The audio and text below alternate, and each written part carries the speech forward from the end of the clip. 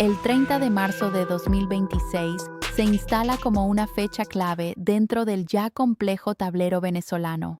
Un nuevo video, narrado por la analista María Pradov, profundiza en una contradicción que resulta tan evidente como inquietante.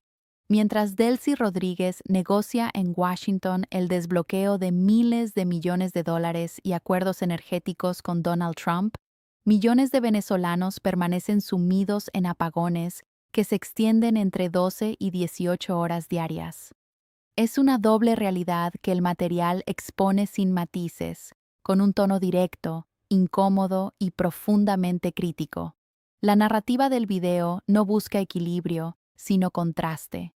De un lado, las imágenes de reuniones, cifras, acuerdos, promesas de recuperación y discursos que hablan de estabilidad. Del otro, escenas de oscuridad en ciudades como Caracas y Maracaibo, donde la vida cotidiana se ha convertido en una lucha constante contra la falta de electricidad. La pregunta que atraviesa todo el contenido es tan simple como devastadora. ¿Cómo puede haber negociaciones brillantes en el exterior mientras el país permanece literalmente a oscuras? El eje económico de esta historia gira en torno al desbloqueo de aproximadamente 7.000 millones de dólares en activos venezolanos congelados en Estados Unidos. Según lo planteado en el video, parte de esos fondos ya comienza a moverse para cubrir deudas y reactivar operaciones petroleras con empresas como Chevron y Vitol. En paralelo, Trump ha dejado clara su visión del acuerdo. Venezuela representa una fuente de ingresos a través de petróleo y minerales, y su política apunta a capitalizar ese potencial. Y te damos las gracias. Este resurgir lleva tu nombre. Aquí está la familia hípica respaldando a nuestro presidente, precisamente Antonio Potro Álvarez. Esa declaración no pasa desapercibida. Más que una señal de respaldo político, se interpreta como una confirmación de que la relación entre ambos países está mediada por intereses estratégicos. El petróleo vuelve al centro de la ecuación, no como herramienta de desarrollo interno, sino como moneda de negociación internacional. En ese contexto, Venezuela parece recuperar valor geopolítico, pero no necesariamente bienestar para su población. Mientras tanto, en el terreno interno, la crisis eléctrica se presenta como el símbolo más claro del colapso estructural. El video describe un sistema energético prácticamente en ruinas, con la represa de Guri en niveles críticos y una red de transmisión obsoleta en más del 80%. Las cifras son contundentes: apagones diarios en la capital, cortes prolongados en el interior del país y un promedio de cientos de días sin servicio eléctrico a lo largo del año. Las consecuencias no son abstractas.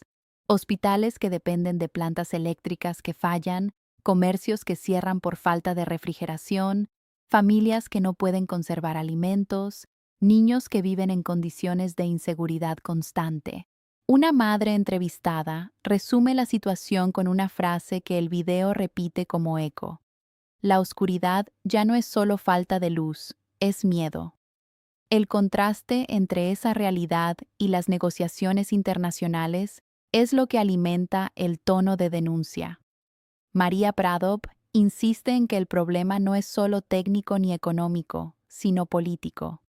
Según su análisis, los recursos que comienzan a liberarse no están siendo dirigidos de manera efectiva hacia la solución de la crisis eléctrica, sino que se diluyen en estructuras de poder que priorizan la supervivencia del sistema. La historia del deterioro eléctrico en Venezuela no es reciente.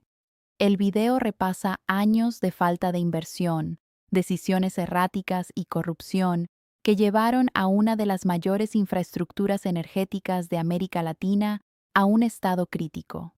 Desde los primeros años del chavismo hasta la actualidad, el patrón se repite: promesas de recuperación que no se cumplen y recursos que no llegan a donde se necesitan. Tras la captura de Nicolás Maduro a inicios de 2026, se generó una expectativa de cambio.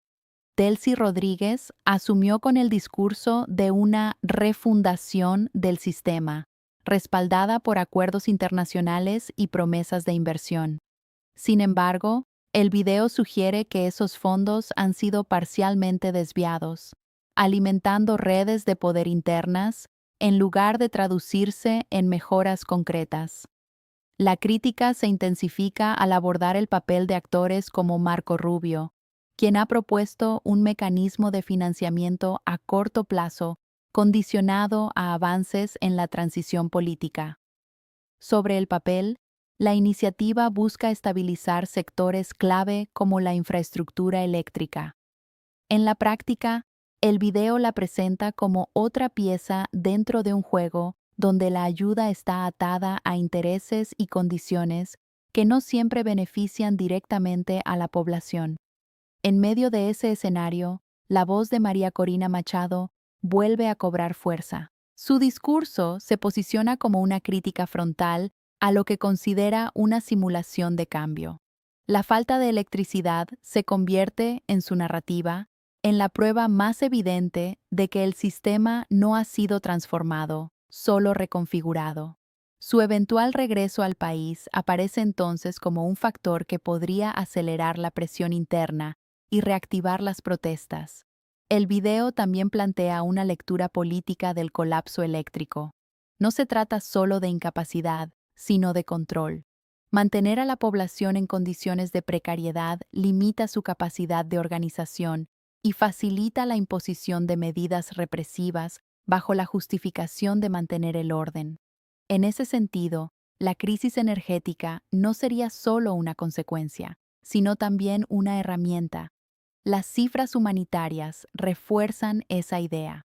Muertes en hospitales por fallas eléctricas, aumento de enfermedades relacionadas con la falta de agua potable, crecimiento de los índices de depresión y migración interna. Cada dato apunta a una crisis que ya no puede entenderse solo en términos económicos o políticos, sino como una emergencia humanitaria sostenida. En el plano internacional, las reacciones comienzan a multiplicarse. La Unión Europea habla de una crisis evitable, mientras gobiernos de la región observan con preocupación el impacto en la migración y la estabilidad. En Colombia, por ejemplo, el efecto se siente en la frontera, donde comunidades enteras dependen de un flujo constante de personas que huyen de condiciones cada vez más difíciles. El video plantea 3 escenarios posibles, todos atravesados por la incertidumbre.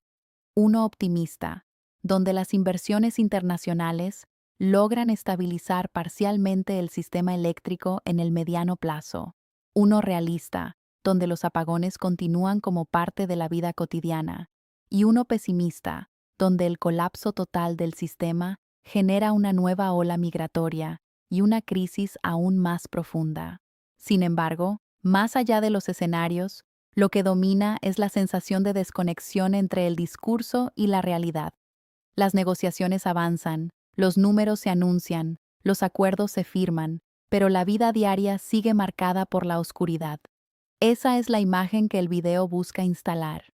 Un país donde la política se mueve a otra velocidad que la sociedad. La figura de Delcy Rodríguez queda atrapada en esa contradicción. Por un lado, como interlocutora en negociaciones internacionales que podrían redefinir el futuro económico del país. Por otro, como representante de un sistema que no logra garantizar servicios básicos. Esa dualidad es, en sí misma, una de las claves del momento político venezolano. Donald Trump, desde su posición, aparece como el actor que define las condiciones del juego. Su enfoque pragmático prioriza resultados tangibles en términos de energía y economía, pero deja en segundo plano las consecuencias sociales. Esa lógica refuerza la idea de que Venezuela es, ante todo, un recurso estratégico. En ese cruce de intereses, promesas y realidades, el video deja una conclusión que funciona más como advertencia que como cierre.